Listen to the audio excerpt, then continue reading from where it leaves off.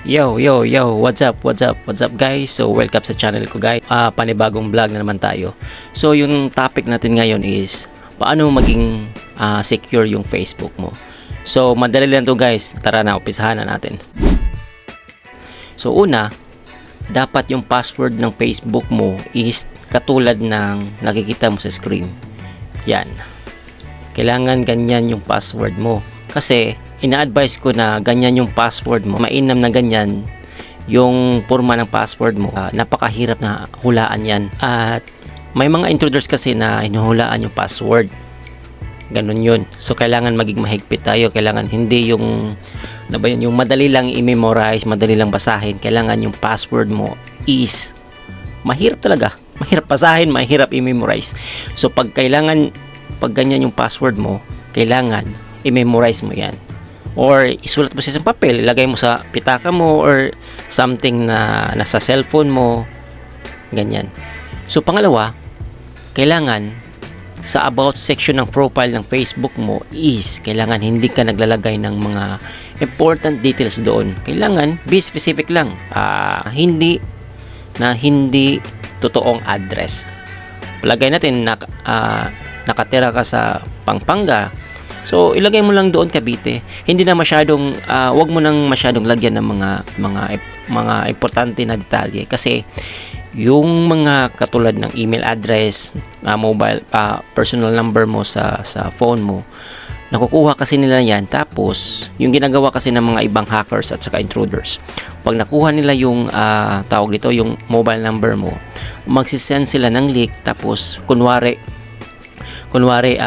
yung account mo sa bangko, yung account mo etc., kung ano pa yung mga account mo, magsisend sila na ganyan, ganito, ganyan, may concern sila, kailangan i-click mo yung link. So wag mong ilagay yung email address mo, yung mobile number mo. Wag kasi yan yung gagamitin nila para mag-send ng mga kahit anong link. Once maklik mo yun, wala na, finish na.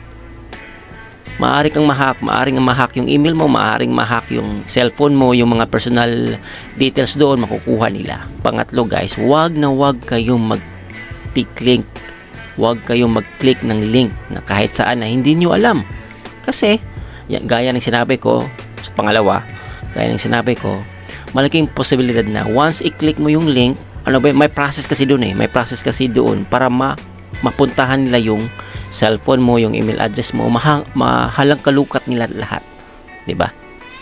Okay, so ganun. So yung pang-apat, sa Facebook kailangan maging mapanuri once na may i-upload tayong picture, lalo na yung may background na kahit ano na pwede nilang kunan ng impormasyon, kung saan ka nakatira, kung baka nakunan yung tawag dito, yung computer mo, tapos may nakalagay doon na maaring gamitin nila sa pag-hack mo, or makikita yung IP address mo, o kahit ano. Gagawa kasi ng paraan yung hackers at saka intruders na may makita silang leak. Yung leak na yun is yun yung gagamitin ng butas para makapasok sa computer mo, sa Facebook account mo, kahit saan. So panglima, kailangan gumamit tayo ng two-factor authentication. Ano ba yung two-factor authentication? Ganito lang yan guys. So ganito, punta tayo sa settings and privacy. Tapos click mo yung settings. Tapos dito sa search bar ng Facebook, lagay mo yung two-factor authentication. Tapos hit mo yung enter. Pagkatapos may makikita kang two-factor authentication. Click mo yan. Tapos pili ka sa page mo or sa tawag dito sa personal, sa profile mo. So sa akin, nagawan ko na ng two-factor authentication. So tanong guys, ano ba yung two-factor authentication? Once magla-login kayo, magsa-sign out kayo at saka magla-login, may ipapadala si Facebook na code. Yung code na yon is ipapadala sa through text or email. Yun yung pagkakaalam ko ganun lang. So gamitin nyo yan kasi diyan natin nasi-secure yung Facebook account natin na hindi talaga mahahack. So that's all for today. Thank you guys. Salamat sa panonood at mayroon pang maraming videos na i-share ko. Kung hindi ka pa nakapag-subscribe, mag-subscribe ka na. Bye-bye!